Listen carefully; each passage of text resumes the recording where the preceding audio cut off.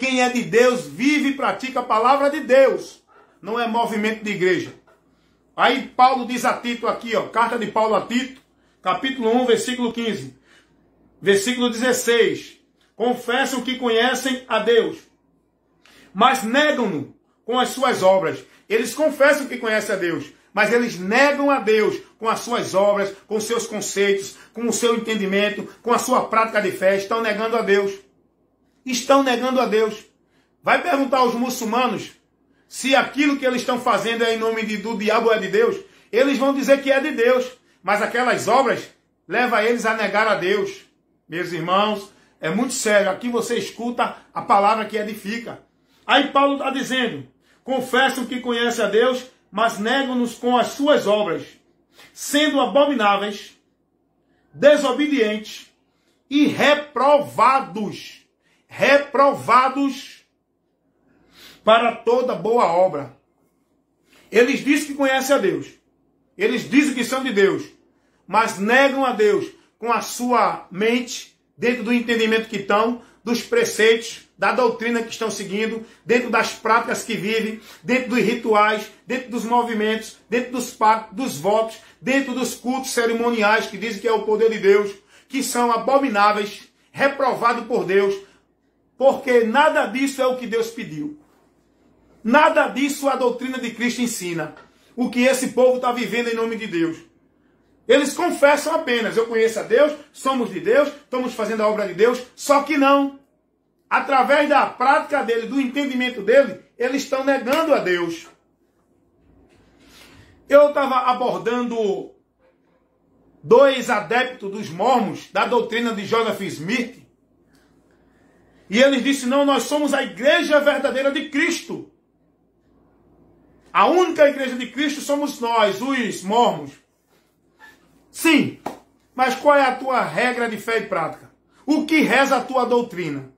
O que reza o teu conceito de fé? Não tem nada a ver com o que Cristo ensinou. Primeiro, vocês não estão... Eu disse para os mormons. Primeiro, vocês não estão dentro da doutrina de Cristo. Vocês são seguidores de Joseph Smith.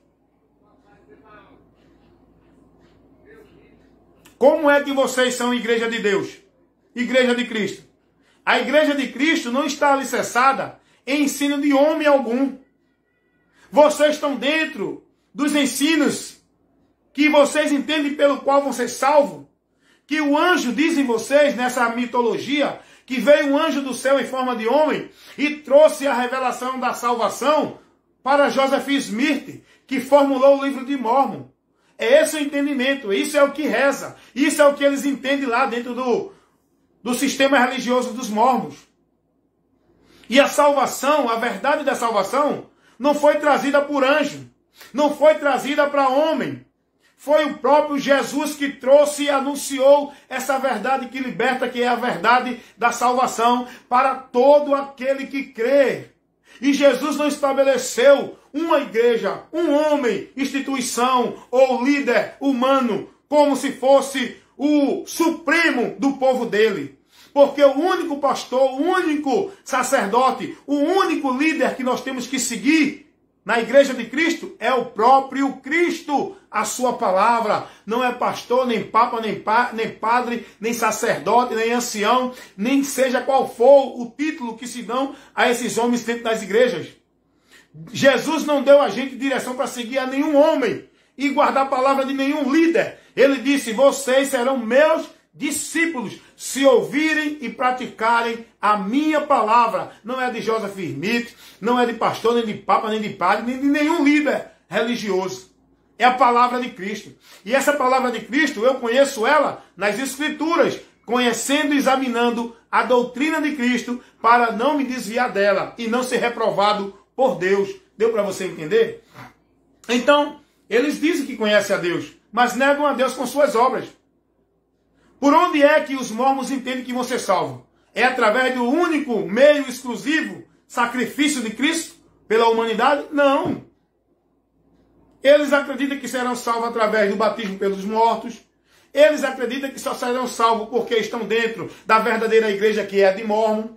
Eles acreditam que vão ser salvos porque estão seguindo e obedecendo a doutrina do seu sumo sacerdote, que ele diz que é o líder supremo dessa religião. Aí eu pergunto aqui a você, existe alguma diferença dentro desses conceitos no meio da igreja evangélica? Qual é o entendimento dos irmãos de ser salvo? É Cristo? Unicamente Cristo? É não, meu irmão.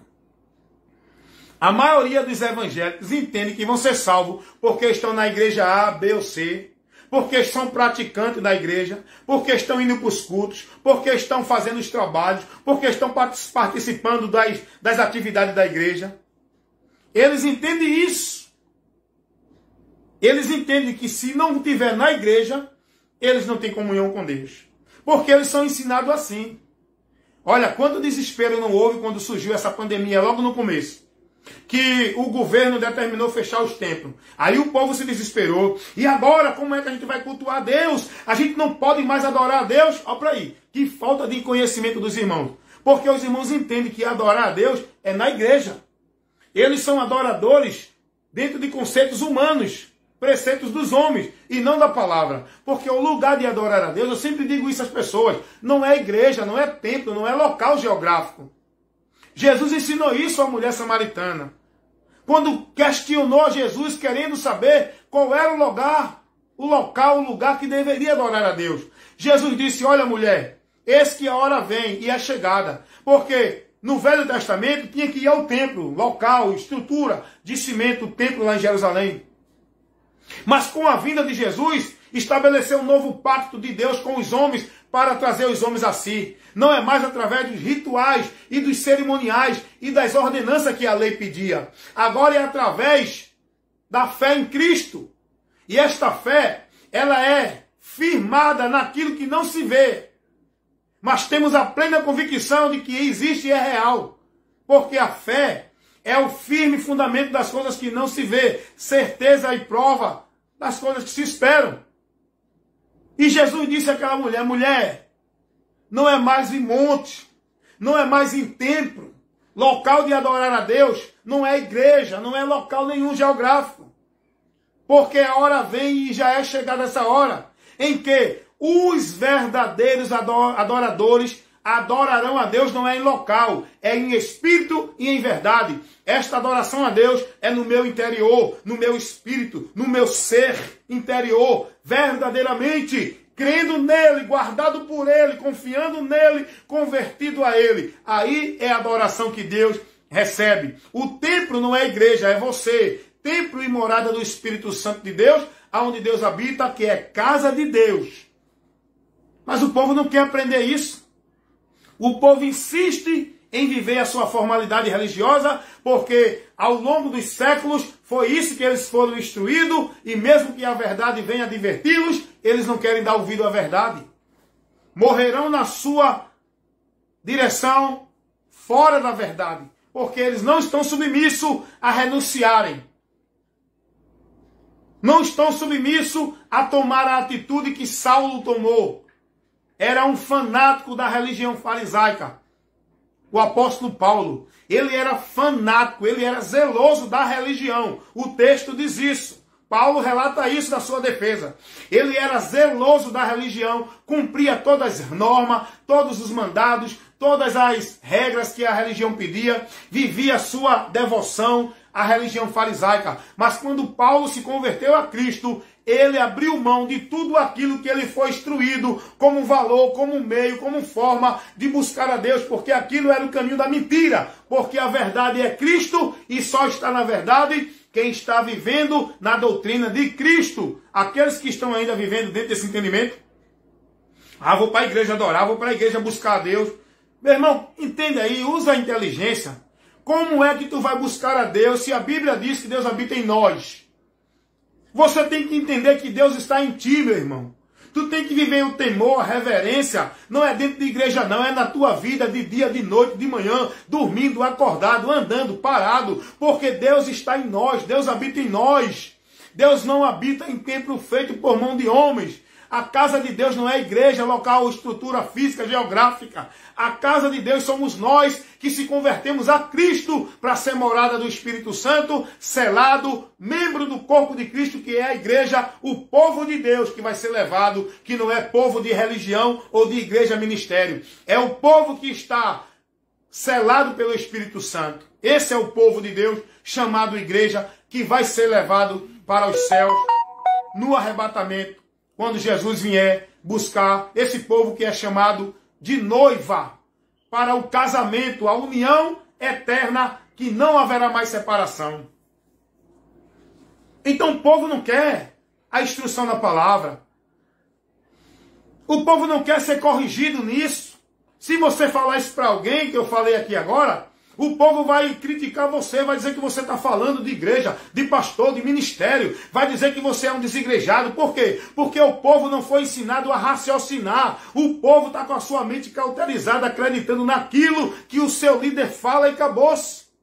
O povo não para refletir e analisar o que alguém está falando, se condiz com a palavra, porque eles não usam a palavra como parâmetro, eles usam o que a sua igreja ensina, através do seu líder.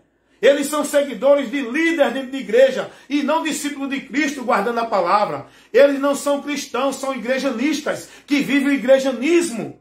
Eles não vivem o cristianismo, a vida praticando a doutrina de Cristo.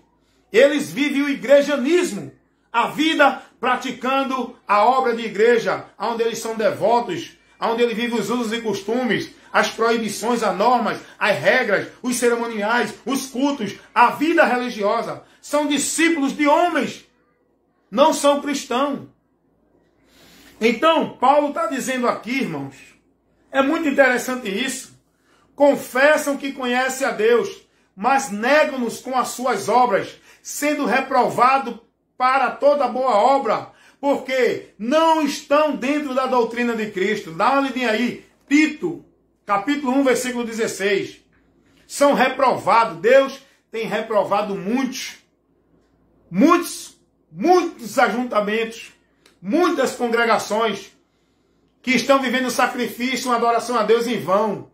O que Jesus disse, o que Isaías disse lá, Isaías 29, 13, Jesus repete agora para os judeus, lá em Mateus, capítulo 15, versículo 8 e 9.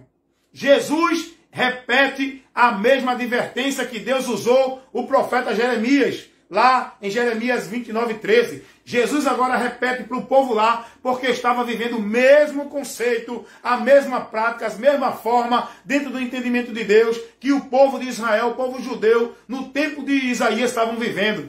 Jesus lá em Mateus 15, 8 e 9, Jesus diz as mesmas palavras: este povo me honra com os lábios, mas o coração está distante de mim, porque em vão me adoram, seguindo preceitos que são de homens e não de Deus. Porque o que leva esses homens a temer a Deus não é os preceitos da palavra, é os preceitos dos homens.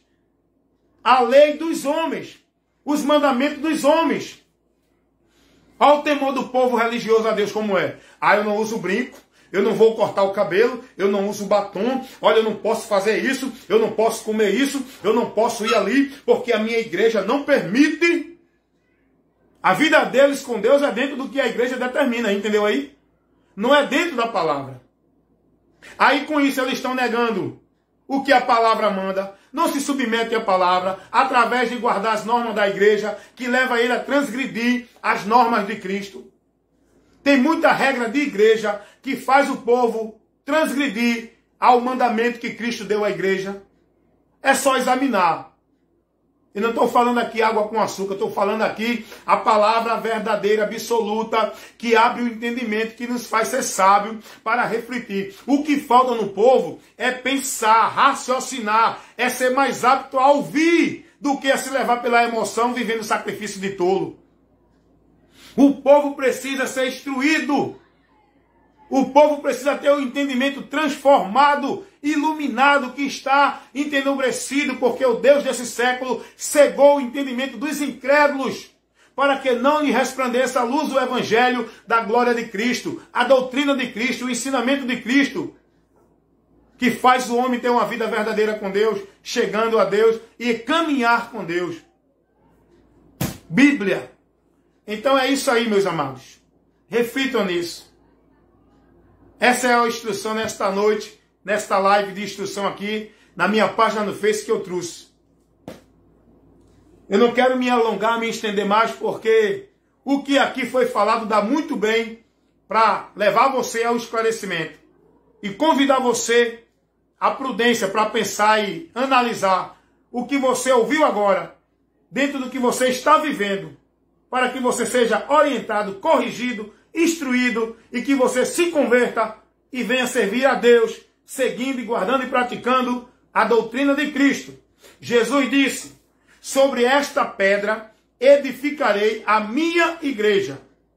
Que pedra é esta que ele falou a Pedro? A pedra é ele mesmo, a revelação dele, o ensino dele, o esclarecimento dele. A igreja dele está edificada, não é dentro de ministério, não é dentro de cercado de homem. A igreja de Cristo está edificada nele, na palavra dele, na doutrina dele, porque o próprio Jesus disse isso, que prudente é aquele que ouve e pratica a sua palavra. Não é aquele que pratica e vive submisso, escravo, reverente à ordenança de igreja, de homem. Mateus 7, 24. Eu comparo o homem prudente àquele que ouve e pratica a minha palavra. Esse homem, ele edifica a sua casa na rocha. Mas aquele que ouve e não pratica é o insensato, é o louco que edifica a casa na areia. E muitos que estão aí, dentro das suas igrejas, estão com a sua vida em Deus, dentro de um alicerce que é areia. Muitos vão cair, vai desmoronar, vai se decepcionar e vai se perder, porque não são prudentes para ouvir e edificar sua vida na palavra. Estão mais voltados a reverenciar o homem do que a Deus. Então, nesta noite, receba esta instrução em nome de Jesus, o Cristo, o Messias, o enviado por Deus para trazer salvação ao mundo.